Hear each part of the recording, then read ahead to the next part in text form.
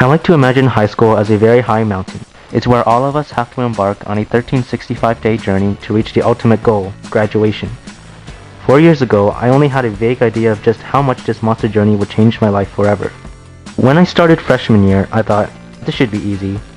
But almost immediately, my inexperience weighed me down, making the journey through high school harder than I thought. I stumbled with the faster pace of work and was intimidated with the sheer amount of people, considering my middle school was tiny in comparison.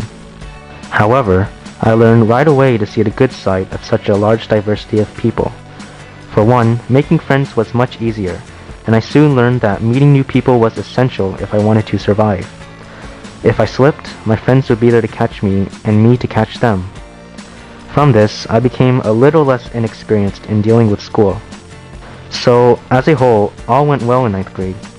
At this point, I had good friends, got 9 hours of sleep per day, and never struggled significantly in my classes. I felt I was unstoppable.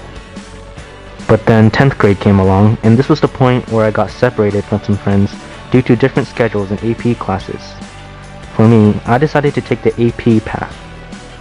My first AP class, AP Euro, rustled my nerves at first, but as I took it, I realized AP classes aren't as diabolical as I thought they'd be. Sure, the difficulty is steeper than regular classes, but as long as I knew what I was doing and had a strong, reliable group of friends, I could get through them. However, AP Euro was the first class where I became acquainted with the evils of procrastination. You see, the AP Euro book was a brilliant aid for sleeping, so I dreaded cracking it open every night. And yet, I forced myself to read it, and although I didn't realize it at that time, my forcing myself to plow through the book helped me learn the art of discipline, and I also learned the useful art of skimming, which is really helpful. 11th grade was the beginning of the death zone of Mount FHS.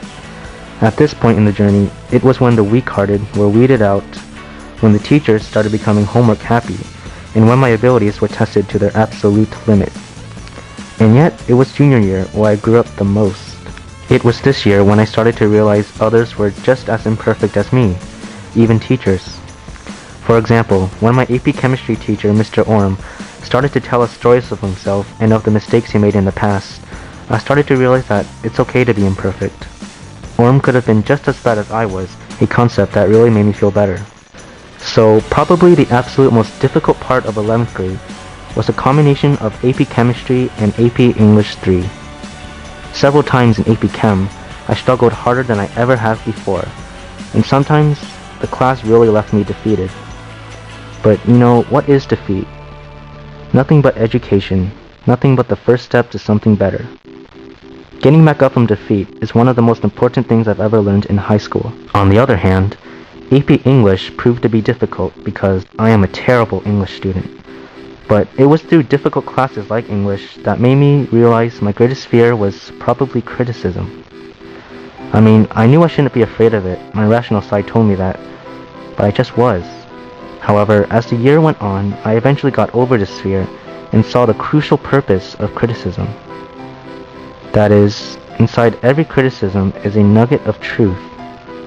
I just had to discard the hurt feelings, hurt ego, and hurt emotion, and just find that truth, then accept it. Only then could I change for the better and turn my weaknesses into a strength. Now this is perhaps the most important thing I've learned in all 4 years of high school, period. And now, finally, senior year. The final stretch. Graduation now in sight. The aggregate of my joys and sufferings have prepared me for this final struggle. But, you know, although I do have much more experience now than at the beginning of high school, I know that doesn't mean I don't have many things to improve on still. For example, I am still the least creative person I've ever met, I don't have any outstanding talents, and I still fall asleep far too often. But despite my shortcomings, I've learned not to let it get to me, and to just keep on improving. So on a final note, no matter how difficult the journey may be, just remember, once we graduate, much like conquering a mountain, all the hardships in the end will be worth it. If the 4 years of high school were like the 24 hours in a day, it'd be 11:59 p.m. right now. So savor the moment.